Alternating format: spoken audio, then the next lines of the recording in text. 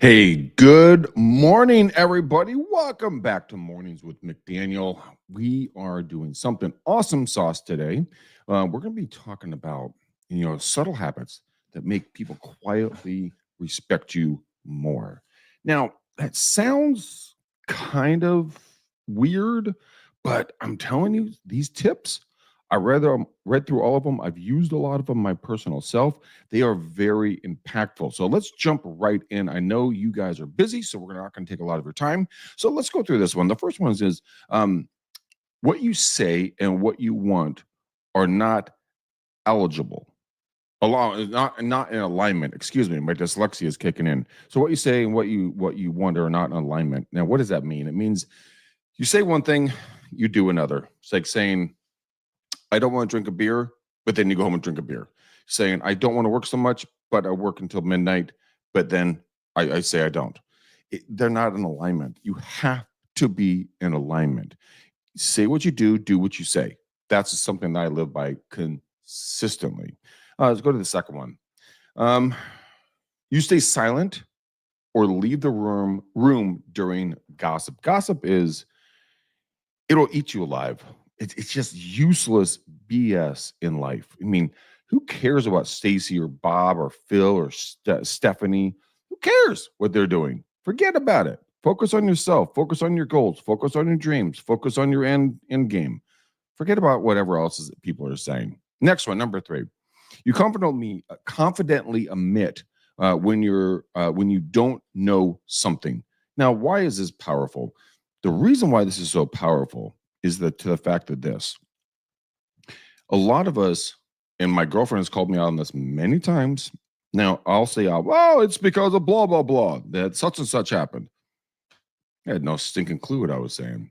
So I have learned just to say, I don't know, wasn't me, wasn't there, just heard this, don't have any more details, but you're confidently admitting when you don't know something. It's honestly, it's a very, very humbling thing to do, but it's a very powerful thing to do at the exact same time. Let's go to number 4. You can accept blame easily and give credit freely. Woo! And now that one is for the books. Because think about that. Accept blame easily. So if someone says, hey, you really screwed this up, or hey, you don't know what you're doing, you're like, okay, all right. Well, you know what? I was trying to learn from this person over here, or I was learning from this, podcast here, or I was trying to do it right. I just, Stacy, she gave me some great tips, and I was trying to put them into order. That is giving credit freely. And you don't have to be right all the time, guys. We're gonna screw up. I'm sorry. It's just gonna happen. Number 5. Are you consistently 2 minutes early? I've said this in other videos that you guys have seen. If you're on time, if you're early, you're on time. If you're on time, you're late. And if you're late, don't bother showing up. And if you're consistently 2 minutes early, it makes a huge impact. One, because people are going to respect that you're respecting them. And number 2, my dad always told me and taught me, like when going on a listing appointment or something like that, I'd get there 15 minutes earlier or 20 minutes earlier, and I just drive the neighborhoods. I just want to see what's going on, seeing if there's any, coming soon signs. Is there, what's going on? What the neighborhood's looking like around that house. Now I use homes.com, not a plug for them, but I use them, and they have a little camera app on their app, and you can stop. Don't drive. You have to stop because they use latitude and longitude. And you can get ideas of what other properties might be selling for in the area that might be good comps. But that's just something that I do consistently. So take it in mind. Do what you guys want. Here's the next one. You remember to repeat details from your last conversations. Now, think about this. If you were having a conversation with your partner, spouse, boyfriend, girlfriend, kids, whatever else, and let's say the conversation of doing the dishes came up, right? And they're like, well, you never said this. You're like, oh, that's interesting, because on Tuesday at 6 p.m., 6:12 p.m., you made a statement to me of kashmush. Is that accurate or not? Yeah. Okay, so back to the dishes. Okay. Same thing with clients. I had a client of mine, or have a client of mine. he and I got into a very powerful and dynamic conversation, let's put it that way. And I brought up a lot of the stuff that this individual had said to me. And I said, did you or did you not say this exact phrase to me on this date at this time? And they're like, yeah, I did. Okay, so let's stop, talking semantics here. Let's get down and dirty. Let's get this stuff fixed and let's get you moving. He's like, okay. And so we did. And we're actively moving forward. We're going to help him and his family move out of the property that they're in. But that's my point. It's not to be vindictive to remember the parts of the conversation. It's just having a memory. And I know it's a little weird. I use my handy pen here and I write it on my hand during conversations. And it's always helped me out significantly for remembering exactly what's going on. Then I put it on a spreadsheet. All right, let's put this one down here. You apologize without the word but. Now, why is that such a powerful, powerful thought pattern right there?